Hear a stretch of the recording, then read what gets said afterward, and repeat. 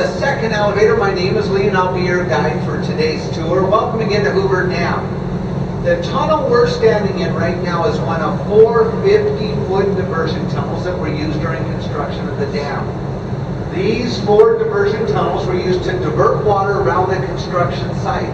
They're approximately 3/4 of a mile long, and they took about 2 years to completely blast all 4 of these tunnels out. Once these tunnels were completed, they needed to divert the water into these tunnels, so they built this upper coffer dam to direct the water into the tunnels. Down below the dam, there's a lower coffer dam. This lower coffer dam was used to stop the potential backflow into the construction site. The distance between the upper and the lower coffer dam is approximately 1/2 mile, and they needed to remove any excess water, sludge, and about 135 feet of sediment in order to reach bedrock. Once bedrock was reached, they were able to start construction of the dam. On June 6, 1933, the first bucket of concrete was lowered from the canyon rim. Bucket after bucket, each holding about 8 cubic yards of concrete, were placed. 8 cubic yards is about what you would see in a cement truck driving down the highway.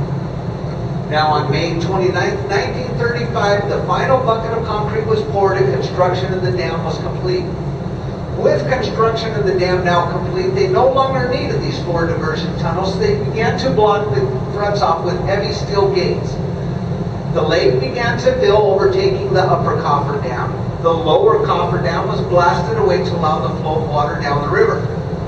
It took about 6.5 years for Lake Mead to fill, becoming the largest man-made lake in the continental United States, with a capacity that would flood the state of Connecticut up to 10 feet deep, or the state of Pennsylvania up to 1 foot deep. Now, if we look out the rooms, we see this 30-foot diameter penstock. There are 4 of these penstocks located here at the dam. Water enters these 4 penstocks through the intake towers located in the lake behind the dam. It flows through these penstocks at a rate of about 96,000 gallons per second. That's enough to fill an Olympic-sized swim pool in just under 7 seconds. From here, the water is diverted further into 13-foot diameter lateral penstocks down to the turbines, where it is then released and able to flow on down the river. Now you may wonder, has water ever gone over the dam? What do you think? Has water ever gone over the dam? No, it hasn't, because we have spillways on both sides of the lake in order to prevent the flow of water over the dam. In case of high water, the water goes over the spillway, down the tunnel, and is released down below the dam. We wouldn't want water to flow over because it would completely destroy the power plants down below.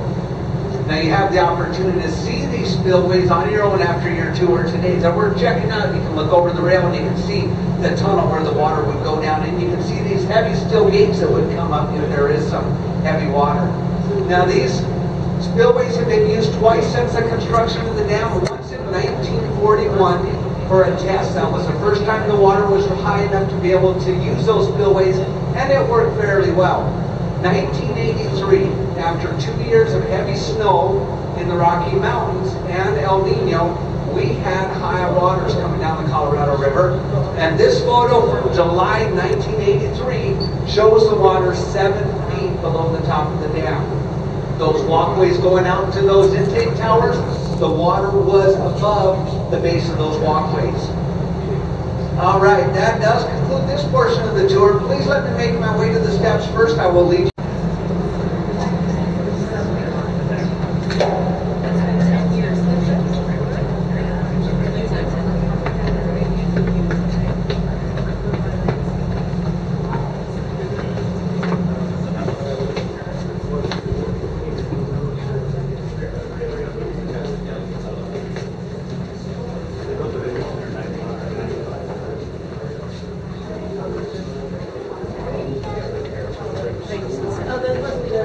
That's at the cooling pipe. So I've got 6 14-year-old boys.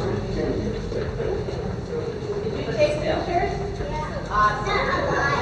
Now you're going to take them on the next stop.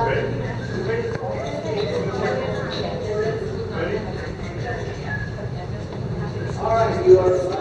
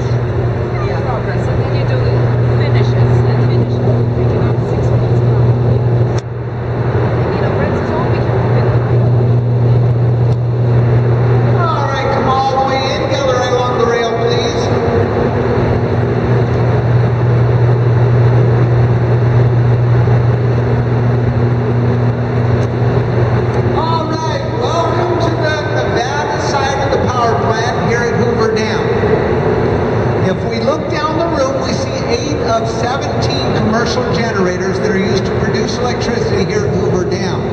The other 9 are located over on the Arizona side. These generators have a capability of producing about 130 megawatts of power each. The rotor inside these generators can spin up to 180 revolutions per minute.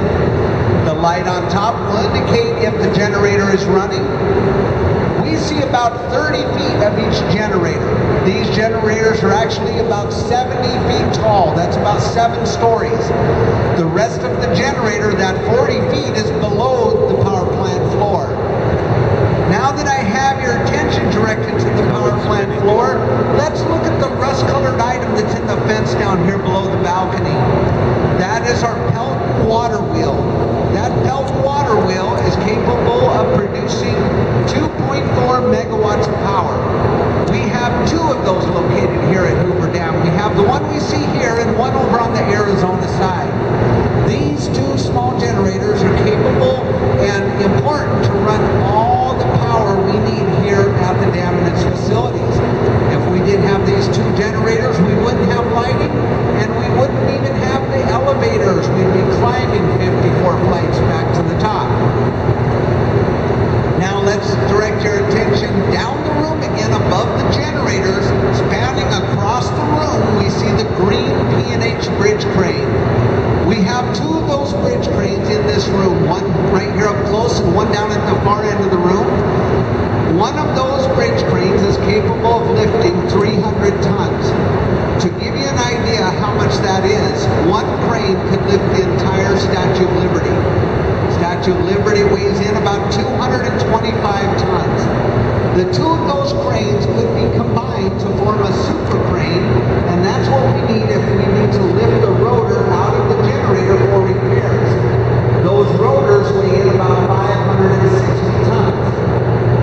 Now remember, I said those rotors, they spin about 180 revolutions per minute.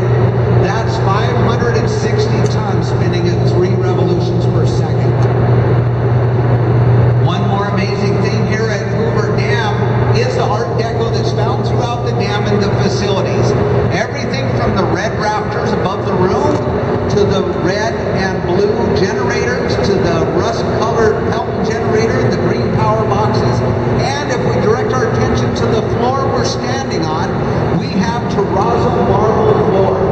We have 121,000 square feet of this terrazzo marble floor laid in the dam and its facilities, and it has in it inlaid Southwest Native American art.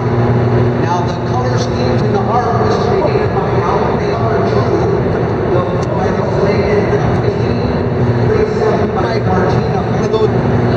Now, if we look at ladies, we see one of those examples in out floor. We have that looks like an electrical outlet. That represents each tower. Those here in this have a balcony, the rail and the benches. We have the water is a water